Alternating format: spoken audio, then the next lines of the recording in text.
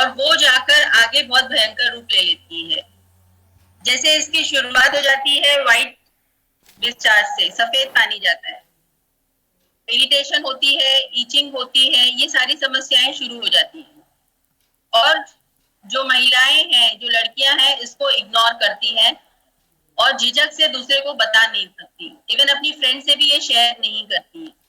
तो सबसे पहले आप अपने आप पर ध्यान देना शुरू कीजिए, क्योंकि बॉडी खुद, जब बॉडी में टॉक्सिन्स बहुत ज्यादा भर जाता है तो फीमेल्स को जो व्हाइट डिस्चार्ज शुरू होता है, इससे बॉडी खुद आपको बताने लगती है कि अब आपके सिस्टम में गड़बड़ शुरू हो गई है, आप अपना ध्यान रखना शुरू कीजिए। लेकिन हम इसको इग्नोर करते हैं, जो आगे जाके कैंसर जैसी बड़ी भयानक बीमारी का भी रूप ले सकता है।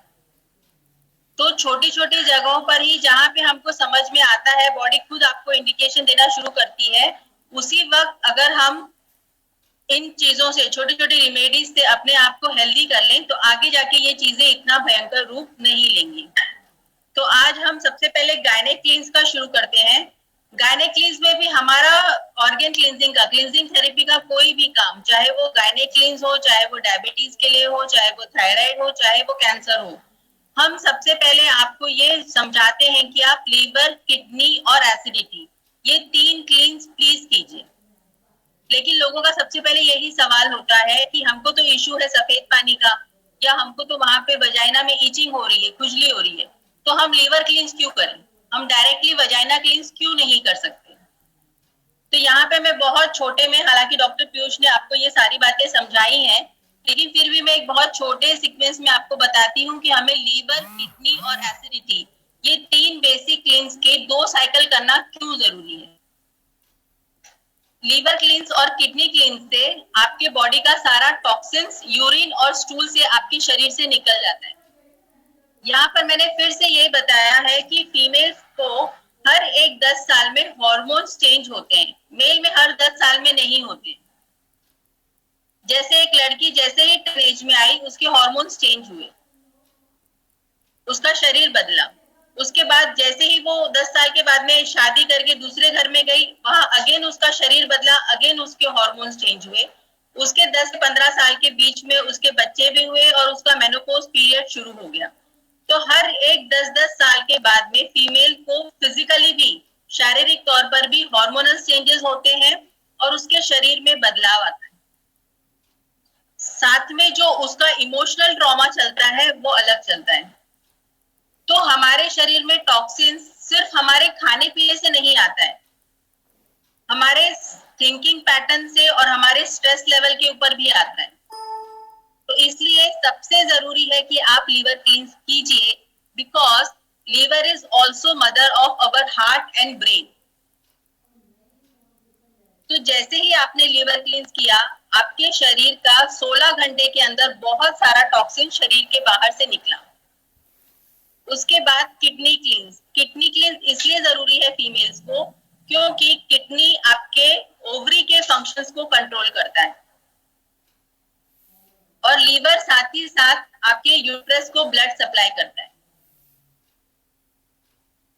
अब इसके बाद एसिडिटी क्लींस क्यों जरूरी है, तो फीमेल्स को जितने भी इंफेक्शंस रिलेटेड प्रॉब्लम होते हैं वो क्यों होते हैं, क्योंकि हमारे शरीर में, फीमेल के शरीर में एसिडिक लेवल बहुत ज्यादा बढ़ता है बिकॉज ऑफ स्ट्रेस। और स्ट्रेस रिलीज करने के लिए सबसे अच्छा उपाय प्रकृति ने नेचुरल तरीके से हमारा मेंस्ट्रुएशन साइकिल बनाया है। तो अगर आपके ब्लड एसिडिक है तो नेचुरली आपके रिप्रोडक्टिव ऑर्गन्स में इंफेक्शन आएगा। तो इसलिए आपके ब्लड को अल्कलाइन करना बहुत जरूरी है। इसलिए हम बार बार आपको जोर देते हैं कि आप पहले लीवर, किडनी और एसिडिटी, ये 3 साइकिल कीजिए। इसके बाद में हम आपको गायनेक क्लींस का पूरा प्रोसेस बताते हैं।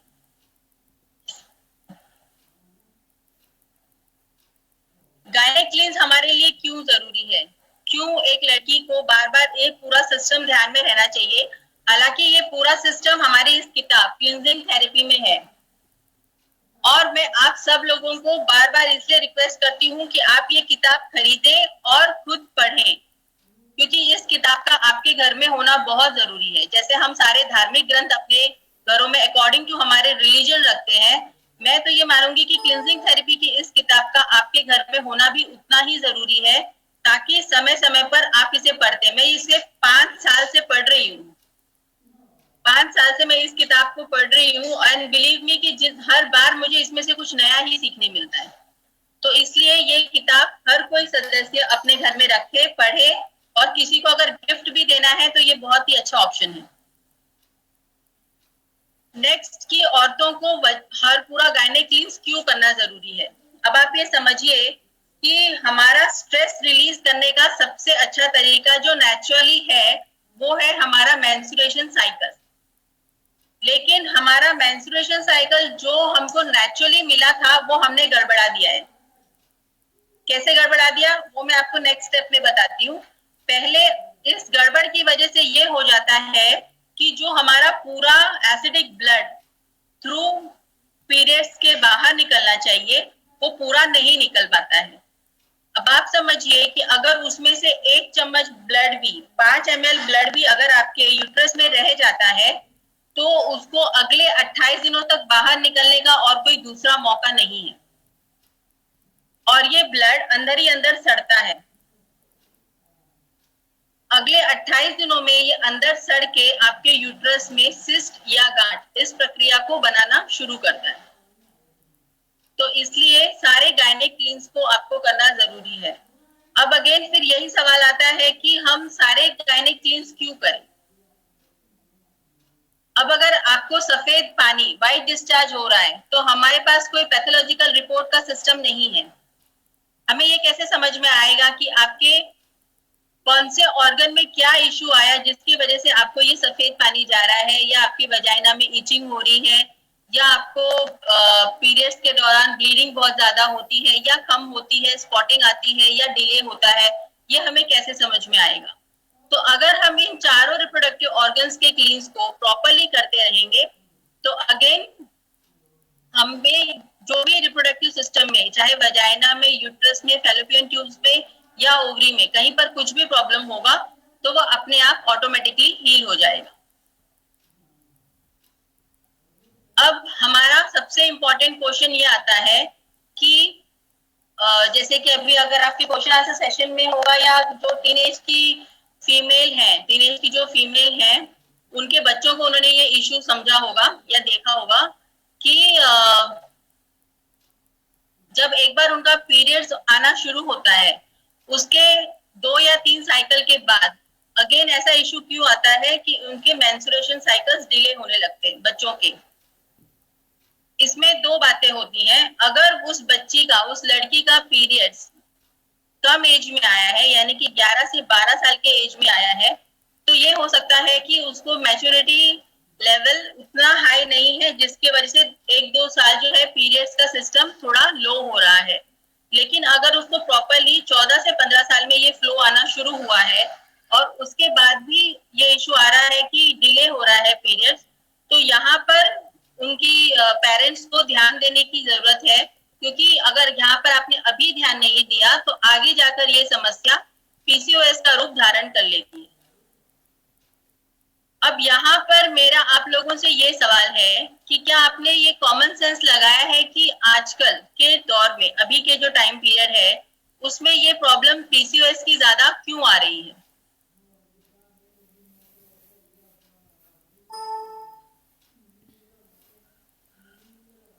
किसी का इस बारे में ध्यान गया है कि आज के टाइम पीरियड में पीसीओएस का इशू ज्यादा क्यों आ रहा है।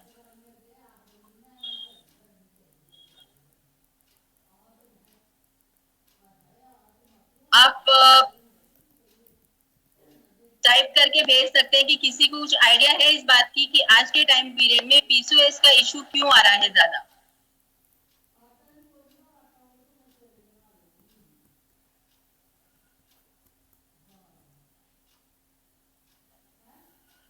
ज्यादा करके नो का ही सिंबल आ रहा है।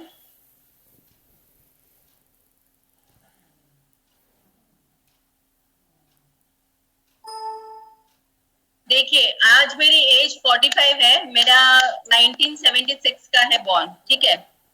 तो जब मुझे पहला मेरा मेंस्ट्रुएशन साइकिल आया, या जो मेरे एज ग्रुप की होंगी यहाँ पे फीमेल्स, उन्हें हमें कपड़ा दिया गया कि आपको पीरियड्स में कपड़ा यूज करना है, राइट। आज का जब जनरेशन का मेंस्ट्रुएशन साइकिल आता है, तो आप माए उन्हें क्या देती हैं, क्या यूज करने देती हैं?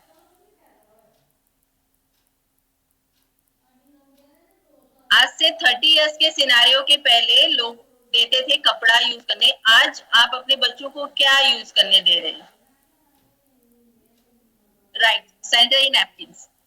क्या ये सैनिटरी नैपकिन आपको लग रहा है कि ये आप आपके फ्यूचर को बहुत अच्छा गिफ्ट दे रहे हैं, बच्चों को हाइजीन चीज दे रहे हैं?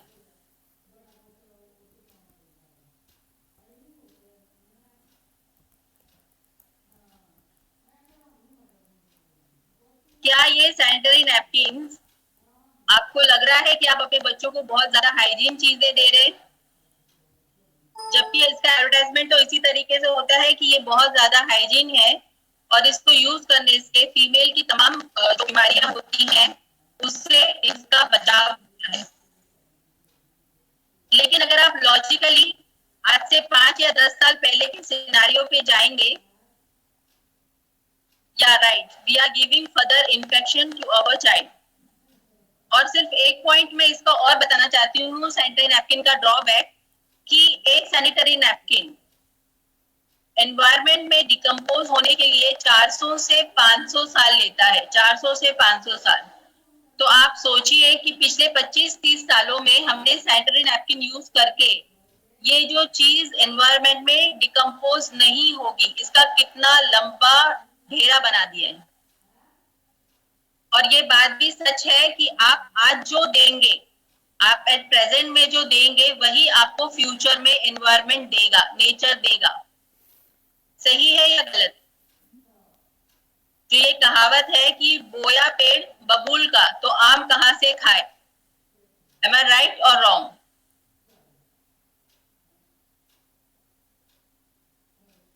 तो ठीक है, अब तक हमसे जितनी गलतियां हो गई, लेकिन मेरे जो नॉन लोगों में आते हैं, जो मेरे पास लोग फीमेल्स आती हैं, या मैं खुद, या मेरे घर के जितने भी मेरे नॉन लोग हैं, उन्हें मैं कपड़ा यूज करने के लिए देती हूँ, कॉटन का कपड़ा। क्यों?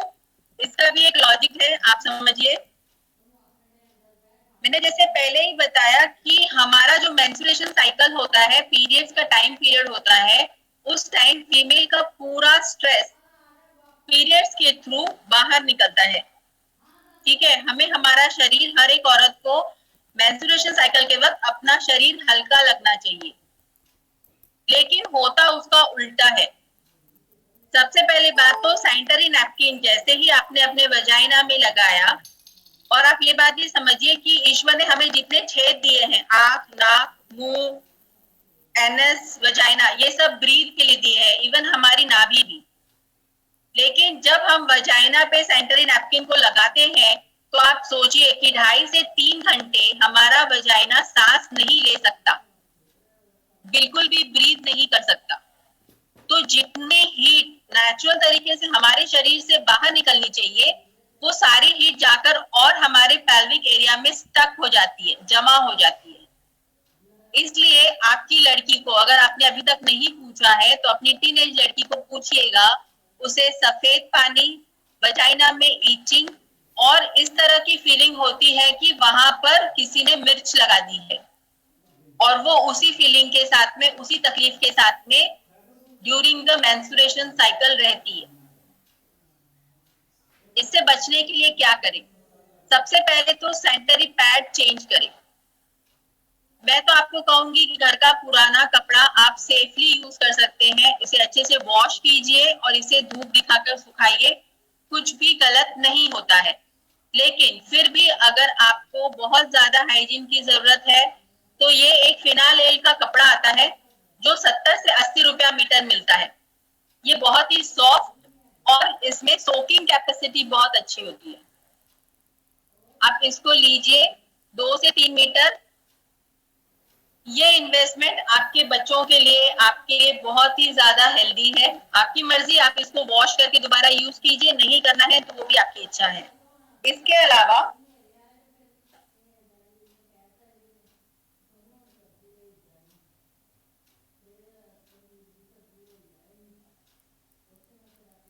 इसके अलावा ये कॉटन की कुछ होममेड सैनिटरी नैपकिन आती है। आपको दिख रहा है सब लोगों को बराबर से, जिसमें कि पैंटी लाइनर की भी सुविधा होती है और ये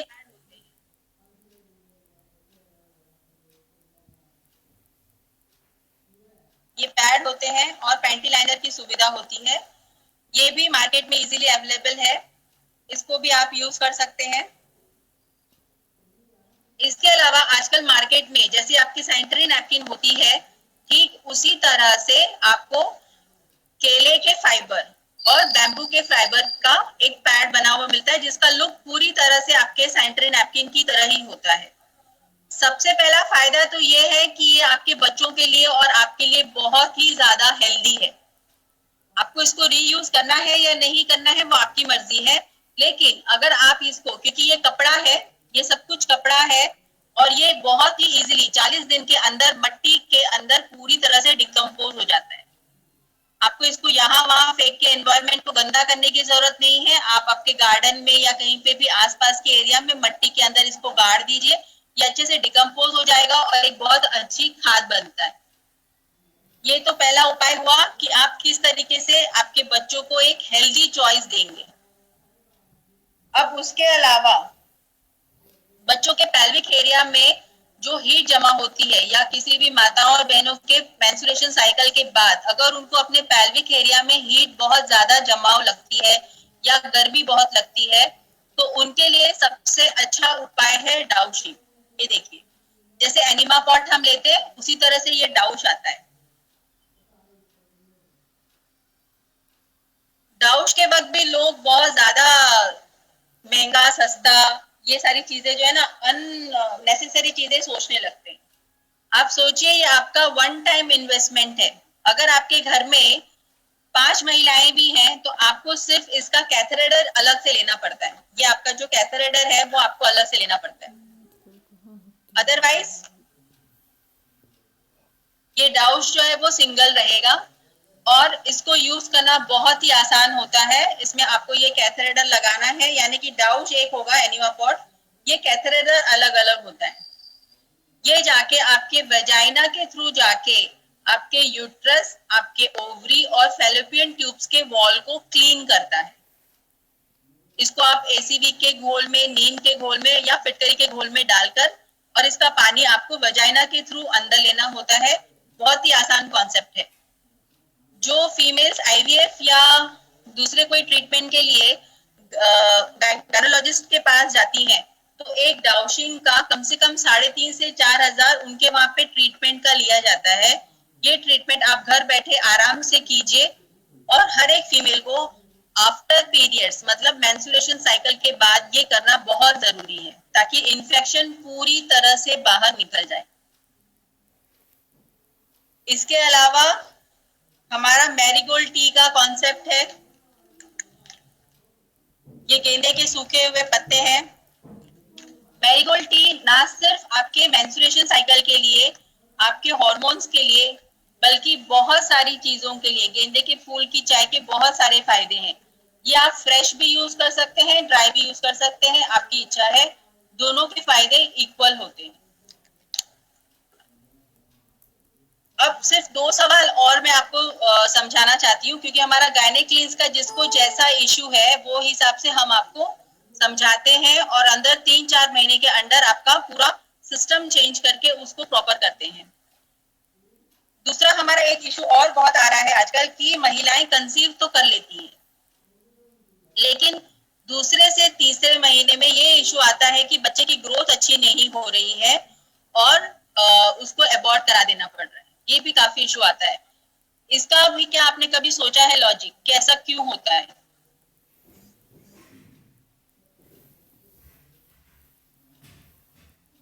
क्या आपने कभी अपना दिमाग लगाया है ऐसा क्यों होता है? क्योंकि हम जब ऑलिव ऑयल या किडनी क्लींस या ये मैरीगोल्ड का टी पीने बोलते हैं ना, तो ही हमें काफी क्वेश्चन आते हैं।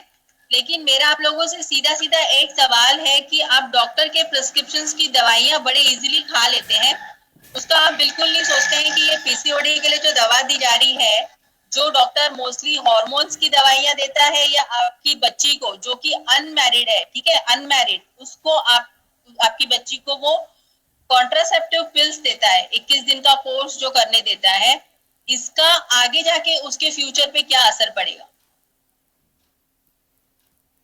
आप लोग बिल्कुल भी इस बारे में ध्यान नहीं देते। इतना ज्यादा गूगल का ज्ञान आजकल भरा पड़ा है, कम से कम उन दवाइयों के बारे में एक बार गूगल पे सर्च कर लीजिए कि ये दवाइयां आपको अपने शरीर पर लेने से या ना लेने से क्या इसका साइड इफेक्ट पड़ेगा, या ना लेने से आप कैसे सुरक्षित रहेंगे। आप एक बार भी ये नहीं सोचते हैं कि आपने 10 साल तो कोलेस्ट्रॉल की दवाई खाई कि आपका खून पतला रहे, लेकिन 10 साल के बाद भी आपको तो एंजियोप्लास्ट करवाना पड़ा। तो जब आपको दवाई खाने के बाद में भी सेम ही इशू करना पड़ा, आपको ऑपरेशन करवाना ही पड़ा, तो आपने दवाइयां खाई क्यों?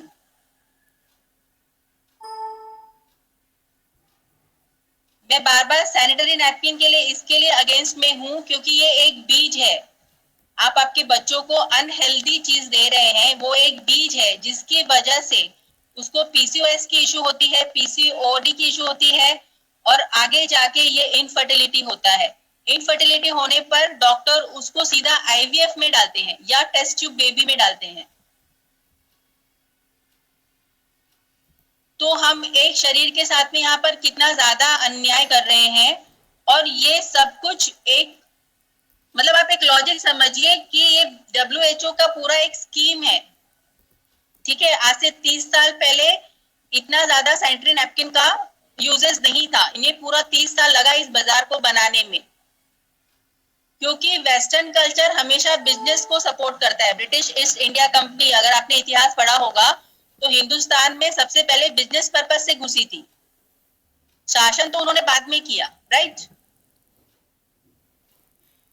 ये सैनिटरी नैपकिन्स और हगीज जो हम अपने बच्चों को अपने कंफर्टेबल जोन के हिसाब से या एडवर्टाइजमेंट देखकर यूज कर रहे हैं और हमारी पुरानी चीजों को भूल रहे हैं, उसकी वजह से हम नेचर के साथ तो अन्याय कर ही रहे हैं, साथ ही साथ हम एक पूरी जनरेशन को बांझ बना रहे हैं, हम हमारे फ्यूचर को बांझ बना रहे हैं। हिंदुस्तान का फ्यूचर बांझ हो रहा है। तो इस गलती को अभी से सुधारिए। जितने लोग आपके संपर्क में आते हैं उनको इस बात को समझाइए। हाँ, मेरा ये सवाल था,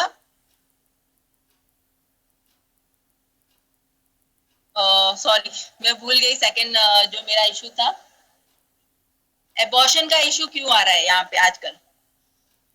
तो आप समझिए कि जैसे जैसे ये टावर का सिस्टम बढ़ रहा है, मतलब पहले 2G, पहले 1G था, फिर 2G, फिर 4G और नाउअडेज 5G।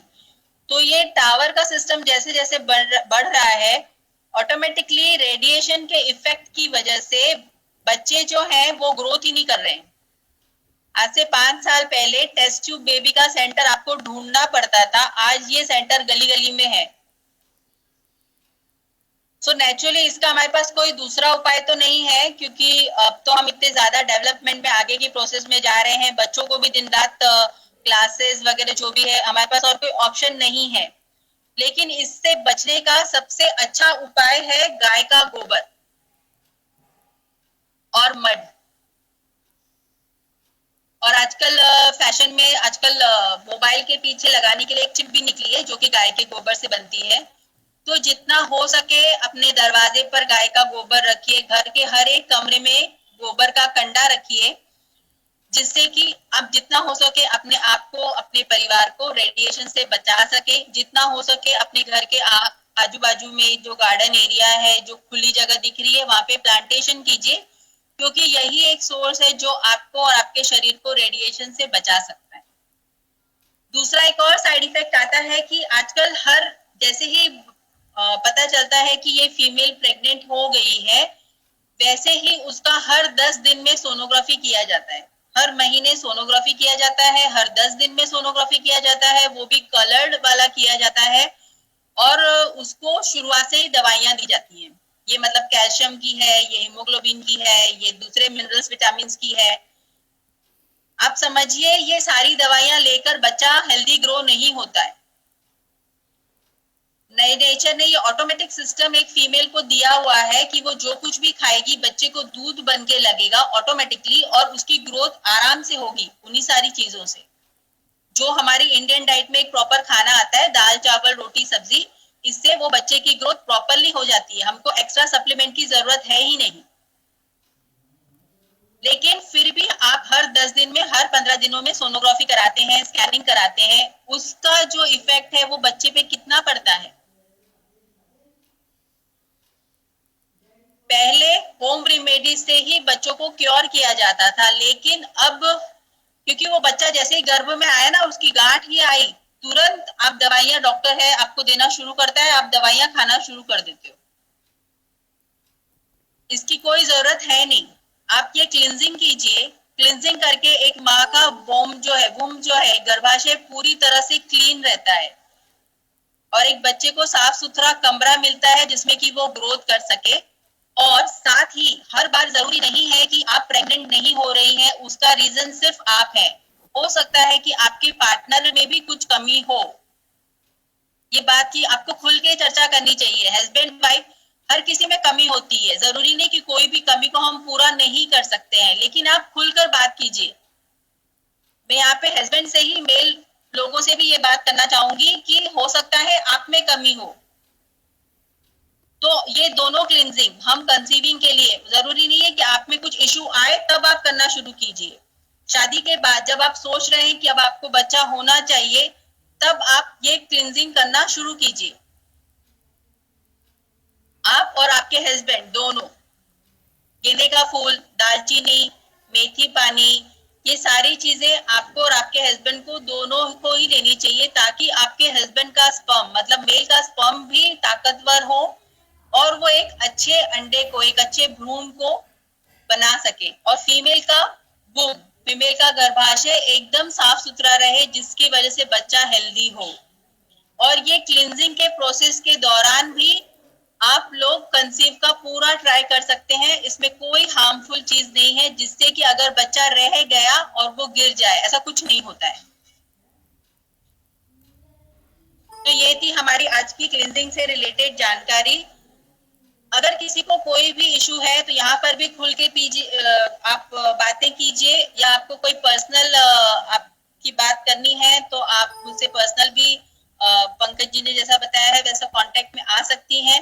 इस पूरे ट्रीटमेंट को अपनाइए, क्योंकि इसमें क्लिनजिंग के साथ साथ आपको कभी मड थेरेपी भी करनी पड़ सकती है, आपको कभी वाटर थेरेपी भी करनी पड़ सकती है। हम आपको छोटी छोटी रिमेडीज देंगे, कभी हम आपको एक्यूप्रेशर पॉइंट्स या कलर थेरेपी, जो भी मतलब आपको एक हेल्दी पर्सन वापस से बना सके, वापस से आपकी बीमारी को रिवर्स कर सके, डाइट के हिसाब से भी हम आपको वो पूरा का पूरा सपोर्ट सिस्टम देंगे। लेकिन मैं आपसे यही रिक्वेस्ट करती हूँ कि आप इस चीज को, इस थेरेपी को अपने लाइफ में अपनाइए। अपने बच्चों को ये एक संस्कार की तरह दीजिए कि जैसे हम दिवाली में, ईद में, हर त्योहार में अपने घर की साफ सफाई करते हैं, वैसे ही उन्हें ये संस्कार की तरह मिले कि वो बीच बीच पे अपनी साफ सफाई करते रहे ऑर्गन्स की, जिससे कि आगे जाकर हम तो जो हमें नहीं